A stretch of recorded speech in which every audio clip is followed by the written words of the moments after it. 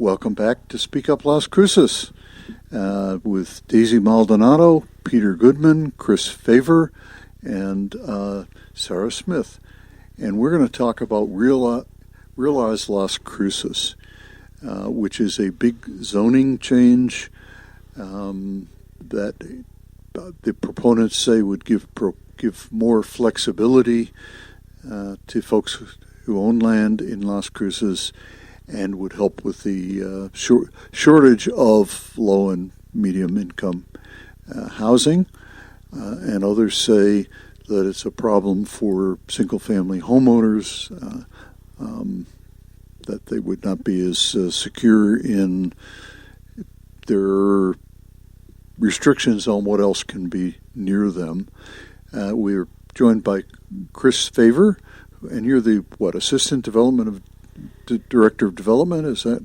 Good morning, everyone. No, my position is Community Development Director. Community Development, that's what I meant to say. And Sarah Smith is not with the government, but goes to a lot of city council meetings and is one of the leaders in an effort to undo Realize Las Cruces. So welcome, Sarah. Thank you. Good morning. And I want to start, we'll get into a substantive debate about, all the things we're talking about whether this is a great program or a horror, and about misstatements alleged by each side about the other. But let's start by giving first Chris and then Sarah a minute to summarize, if you're on the train and I'm asking what's this and why is it a great thing, Sure. What do you say? So, Realize Las Cruces is an update to the city's land use development code.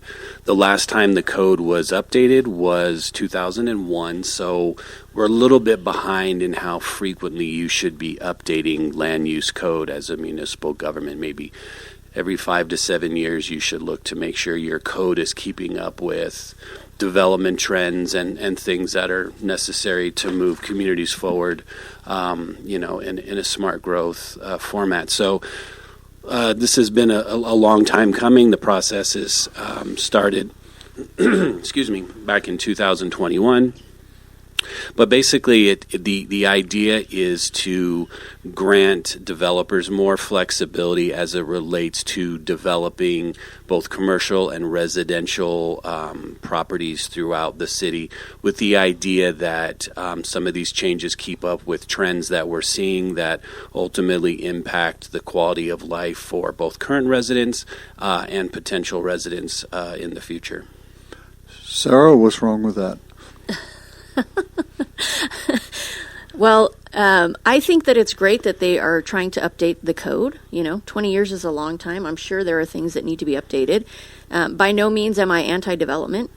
My main concerns and the concerns of this kind of grassroots movement that is arising around this have to do with the fact that Realize is going to allow things that people never would have anticipated in their neighborhoods. So, for instance, it is getting rid of single-family residential zoning across most of the city. People don't really understand. Some people have gotten confused about those words, but zoning is basically what's allowed in a certain area, what's allowed to be there, what's allowed to be developed. And most of the existing neighborhoods right now are zoned where only homes are allowed there. But Realize changes that and will allow there to be apartments and certain types of businesses like cafes and small grocery stores. Those will be allowed in neighborhoods, and that means you're taking away that zoning option of having just a residential-only area.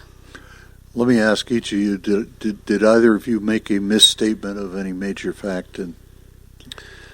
No, I mean, I think okay. that... No, go ahead, Peter. Go ahead. I mean, I wanted to just get that out of the way first.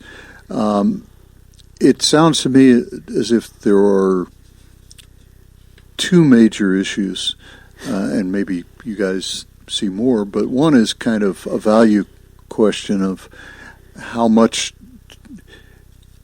do you emphasize single-family homes as opposed to other things, and secondly, if we are going to do this more flexibility, how well are how well are they, maybe I should rephrase it, how well are single-family homeowners protected, and how much should they be protected? So let me ask Chris first. If I have a single-family home in the neighborhood here, what are my protections against anything that might come? Several. There are several. First of all, it's clear to note that Realize provides more options, but it doesn't change any requirements. Development can still continue exactly the same way it is now. Developers could still choose to build single-family only neighborhoods if they wanted to. There's no requirement that they can't do that. So that's an important What about an existing? Sorry to interrupt. Sure, an existing neighborhood. Okay, so let's walk through a variety of options. So the only commercial that's allowed within, and it's single family, it's NH1 is basically the new character designation. The only new commercial that's allowed in those areas zoned NH1 that wasn't under the 2001 code are small B&Bs, small cafes, and small retail stores under 3,000 square feet. What's important to note is there's restrictions for all of those in that you still have to meet all the requirements of commercial construction for that. So there are things related to setbacks and parking, dumpsters. All those different things still apply to the commercial development. It's also important to note that when you're looking at the types of things that go into neighborhoods, there are other factors that commercial entities look at when choosing locations that make resident. And I think the argument here is you're going to see this next door on a residential street. And there's countless examples of why you don't see that kind of commercial development on a residential street. What I think you're saying is, first of all, the things that could go in are limited. Correct. Secondly, the fact that there are these requirements about setback and parking, whatever, limit the physical possibilities. Sarah, is that accurate? And if it is accurate, what is your concern? Yeah, and just to be clear, I don't think that Chris and I have ever had any big disagreement on what we think is in there. Great. It's just the impacts of it and how we think it's going to play out. Realize is basically opening the door for possibilities that aren't there now in residential neighborhoods. And the city can't really anticipate how that's going to shake out over 20 years. It is possible under Realize that a developer could say, I really like this big corner lot. I'm going to bulldoze and put an 8-plex here. I mean, that would be allowed under the code. It's not currently allowed. My own street would be a perfect example of a place where Realize could have a significant impact even now. I happen to have a 2-acre empty parcel on my street directly across from my house. We moved to that street 10 years ago on the outskirts of town so that we would purposely be away a little bit from everything. And under Realize, they can build an apartment complex with 50 units on my street, even though right now my street is zoned for residential estate mobile. That means it's a mixture of mobile homes and normal homes, and it is zoned for very low density right now. So if she's a citizen who's come in and we're still considering Realize, and she's saying, hey, I'm worried about this coming in because of what she just said, what do you say to her? What are you worried about? I mean, what's the fear for the apartment? That's the question I don't understand is what's the concern that you're seeing a small apartment complex near a residential home? I don't understand. So explain. Have you ever lived in a house with neighbors? Yeah. But if I'm if I live on a street with single family homes and on the street behind me there's an empty lot that could potentially have a small apartment complex, what's the concern? Well, I've tended to, not get deep into this, but favor Realize. You're talking me out of it in the sense that if you're living in a house and one of the things you like is peace and quiet, you like to go out and write in your journal and meditate in the morning, would you want 8 different families in your backyard where you're hearing their music? Well, maybe. Does everybody have to agree to the same? My backyard backs up to a restaurant. It's the favorite thing about where I live. So I can't say that your statement is a blanket statement, but also, why is it an assumption that if there's 8 people living there that they're going to be some sort of disturbance to the single family? Because that's the argument. You're saying these 8 families are going to be... The odds favor it. Based on what? I have 2 teenagers and a college kid that lives next door to me. It's not about who the people are or the fact that they're renting, not, I'll let Daisy get in a moment, but, I got, 5 neighbors where I live, and one is real loud. If there were 12 or 20 neighbors, the odds are that, 3 or 4 would be real loud. Same thing with single family. I have 2 teenage boys. The next door neighbor has motorcycles. The other next door neighbor has a teenager living. There's noise that's associated with them. So what I'm trying to say is it seems like a different standard is being applied to those living in multifamily than what we're saying is acceptable for single family. And I feel like that's a dishonest argument. Yeah, I don't think that that's what's being said. What is being said is that if a person bought a house on a street because they wanted certain characteristics, like I've had, for instance, some of the people signing the petition that we're doing have said, I work shift work. I have to sleep during the daytime. I moved to this street on purpose so it's quiet. Now, the need for quiet is a huge quality of life issue for that person. And so if you can say, yes, you can put a 50-unit apartment complex on this street, that is going to increase the noise. It's going to increase the traffic. It's not about the people there. It's about the number of people and the expectation that the homeowner had when they bought the house.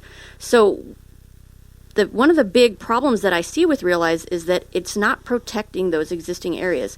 And yes, a lot of them are fully built, so the impacts, it's hard to know how it's going to turn out. Some of them aren't fully built, and there are empty lots, and we don't really know what's going to happen. And for somebody, for instance, who has young children who want to be able to play on their quiet street, traffic does make a difference. It is a safety hazard. I also think about, for instance, my elderly neighbor who has mobility issues. If somebody's trying to walk to one of those community mailboxes on the street and can't move fast, traffic is an issue. So it's not about the type of people. It's about people having chosen to live in a certain area. Sure. Let me just say something real quick.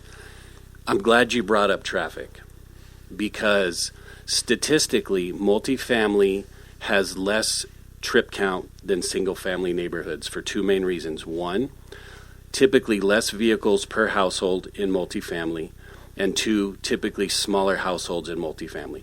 And I will use myself as a perfect example. I live in a single-family home. My wife has a car, I have a car, my teenage sons have cars, their friends have cars. At any given time, there are multiple trips in and out of my driveway in a single-family home, to the extent that I don't even know if my kids are going to school because they're constantly coming and going from the house. So there's more traffic coming out of a single-family neighborhood than a multifamily development. That's just a fact. So putting in an apartment doesn't necessarily mean you're increasing the volume of traffic. Statistics don't back that up. So it's an easy argument to say, it's going to increase traffic. Statistics don't back it up. There's more daily trip counts from single-family neighborhoods than multifamilies will generate. That's just a fact. Yeah, and if I could, I wanted to shift the conversation a little bit because I think that I'm thinking about, so this is really around developers and new development, right? So I think the other thing is if a new developer is coming, they're going to have a comprehensive plan. They're going to say, we're going to build, this many homes in this area, and then on the corner we're going to have this cafe, or over here we're going to have this gym. I don't know. So I think people moving in, right, would then know that that's going to happen, right? They would have that expectation, or we're going to build all these homes, and then we're going to have the apartment complex here or there. I think where I would have concern, and I'm not for or against, I will say this, but I also have a very personal experience I want to mention as well, is existing like empty lots, right? Because there's lots of neighborhoods that have like one empty lot. There is not a home there. Could that turn into a cafe? Could someone park their food truck there? let's say. Do you want me to answer those questions? Yes, Okay. and I'll give actually a perfect example.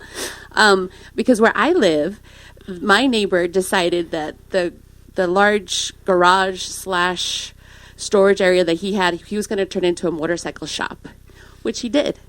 And there's a retail shop and a motorcycle shop. So every day, and especially on the weekend, there are multiple people there. He has loud music. There's these loud noises.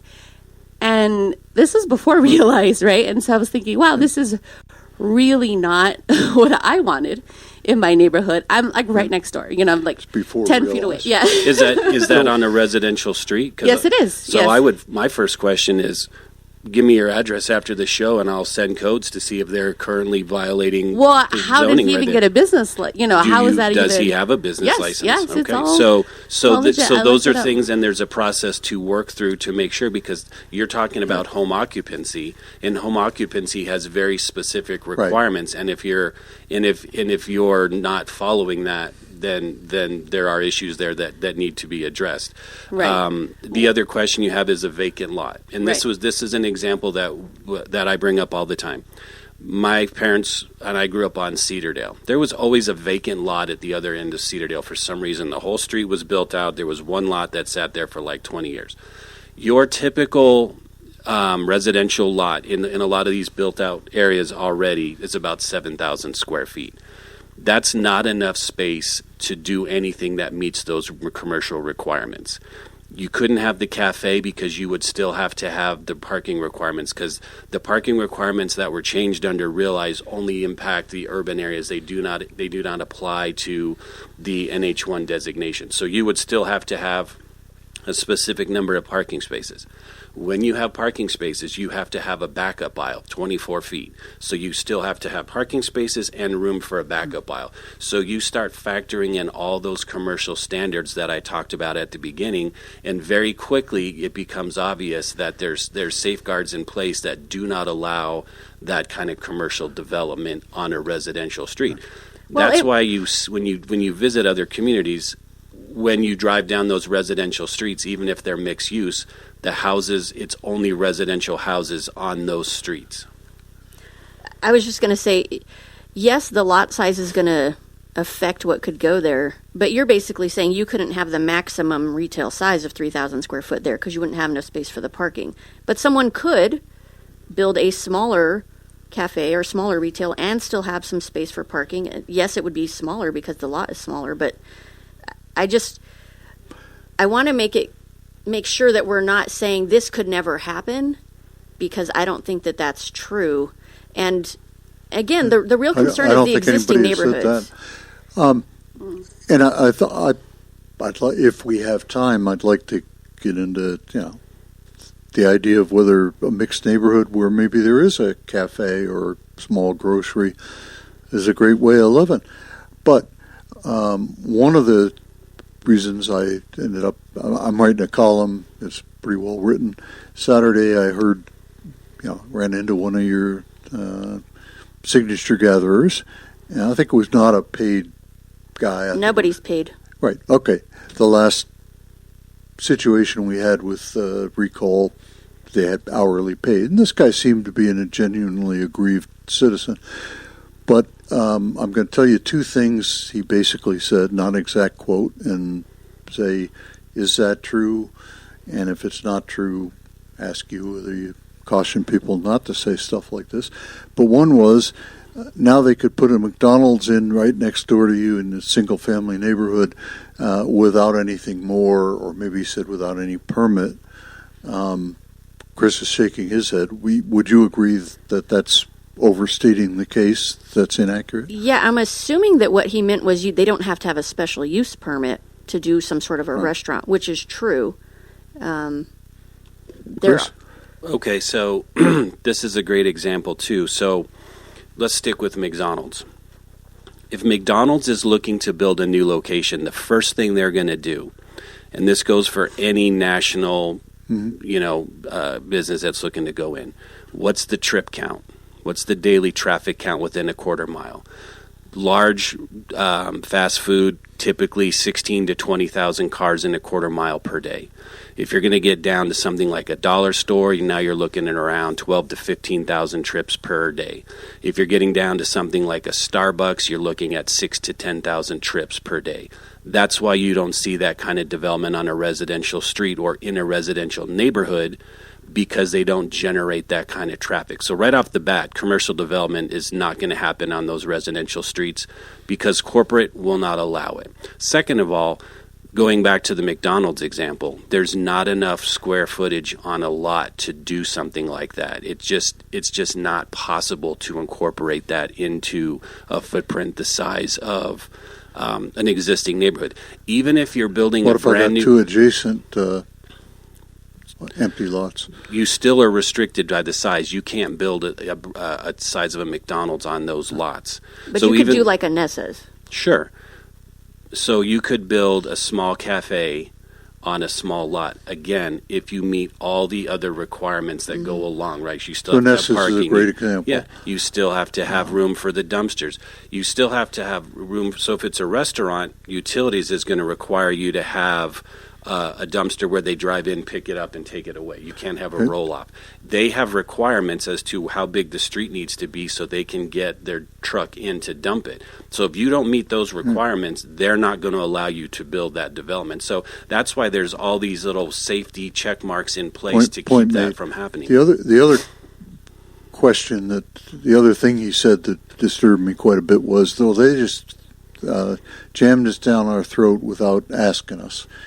And I remember getting almost drowned in requests to go to charrettes and other kind of meetings, and whatever else may be true about this thing. The city was talking about, it's in the previous document that they had. Would you agree they've certainly sought and received an awful lot of citizen feedback? They had public meetings, and I do think that the city did not do due diligence in letting people know what was going on, and I can tell when I'm door knocking, because most people really don't know that this is even happening. And so I think that if the city really wanted to engage all the stakeholders, they could have sent out something in the utility bill and said, this is what we're considering. And they didn't do that. Most people aren't monitoring the city website. Most people don't go to city council meetings either. And so I think that there could have been more done to let the people of the city know what was about to happen and let people have a chance to weigh in. And that's why we're doing the petition, really, because the petition is to get this on the ballot. So the people of the city can decide if this is what we want or not. I would say that I don't know if we put a flyer in the utility bills, and I don't know if that would have been the one thing that says, okay, now everybody is notified, because I don't even open my utility bill, quite frankly. I just go pay it online. That being said, this process has been going on since 2021. There was what was called the TAC, which was the Technical Advisory Committee that had public meetings that met. I think there were somewhere around 33 of them over the span of putting together this code. It involved citizens. It involved members of the development community. It involved members of P&Z. All those meetings were noticed and put out for people to attend. You can make the argument that people didn't know about it because maybe they weren't paying attention, which is an issue that we deal with on all types of things that we're trying to notice out to the public. But and you can also say you can always do more. I mean, I was involved in the MRA process. I was involved in the GRT increase process. You can always do more. That's an argument you can always make. But to say that the city didn't do the best it could to let people know what was happening, I don't think that's an accurate statement. I thought they made some pretty strong efforts, and I guess I mentioned it. It's one thing to sit here on the radio and talk about things, and if you're way wrong, you're way wrong. There ain't no consequence. But if you are gaining people's signatures and you are way wrong, you are misstating facts, and that has consequences. Can have consequences. So, I'm concerned, hope you, for your own interest, if you want, if you get the right number of signatures, how close are you? How are you doing? Well, we actually submitted the petition to the city last week. We're continuing to gather signatures for the next steps. But, we have attempted to make sure everybody knows what's accurate. this has been a very interesting thing because it has really grown organically. There are people collecting signatures who I don't even know, because people Sure. get concerned about it and they want to get involved. And so there's over 50 volunteers at this point. I do think that it's important that we're accurate and that we're trying to be as factual as possible. And I appreciate you letting me know what you heard. Okay, I think we have about a minute. Give you each half of it to say whatever you want to say. Ladies first. Thanks, Chris. If anybody wants to sign the petition, you can sign it at Metalcraft 924 West Picacho. That's across from Nessa's. And the petition is really just to get this on the ballot so that the people of the city can vote on it. That's all it's really for. I would just say that, updating the land use code is something that helps quality of life, not only for the current residents, but any future residents. The trends in development are that people are looking for amenities close to their home, and that's why some of these things are very popular in communities now. And I met with the realtors, and they when they're selling a home, they're talking about the parks, they're talking about nearby shopping and restaurants. Those are all selling points that if we're wanting to grow as a thriving community, and from an economic development standpoint, quality of life is huge for companies that are looking to bring in residents and workers. Yep. We need to keep up with those trends.